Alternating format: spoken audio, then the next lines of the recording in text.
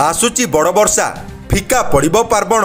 सृष्टि होई पारे पछकु पछ लघुचाप बंगोपसागर में आसुची गोटे पर गोटे लघुचाप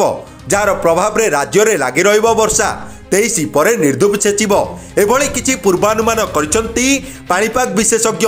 23 तारिख आड़कू उत्तर बंगोपसागर में एक लघुचाप क्षेत्र सृष्टि होबार संभावना रही जार प्रभाव रे राज्यर अनेक स्थान में वर्षा होई पारे पूर्व केंद्रीय और संलग्न उत्तर पूर्व बंगोपसागर में यह सृष्टिर संभावना रही म्यांमार बा बांग्लादेश उपकूल में सृष्टि होई पारे स्पष्ट लघुचाप क्षेत्र प्रभाव में 23 रु बढ़िबो वर्षार विस्तृति पुणी सारा ओडिशा रे बिजुली घड़घड़ी सह वर्षार संभावना देइछि पाणीपाग केन्द्र मयूरभंज और केन्दुझर भली दुई जिला को ये प्रबल वर्षा नहीं येलो वार्निंग जारी करिछि सेपटे उत्तर और दक्षिण ओडिशा रे 23 रु 27 तारिख जाए प्रबल रु अति प्रबल वर्षा नहीं चेतावनी देइछि विभाग एपटे आसंता 24 घंटे सारा राज्य में हालुकारु मध्यम धरणर वर्षा संभावना रही बिजुली घड़घड़ी सह घंटा प्रति 30 रु 40 किलोमीटर बेगरे पवन बोइबार संभावना को नहीं समस्त जिला को येलो वार्निंग जारी करिछि पाणीपाग केन्द्र आसंता काली पई उपकूल उत्तर ओडिशार 14 जिला सुंदरगढ़ मयूरभंज केन्दुझर जाजपुर भद्रक बालेश्वर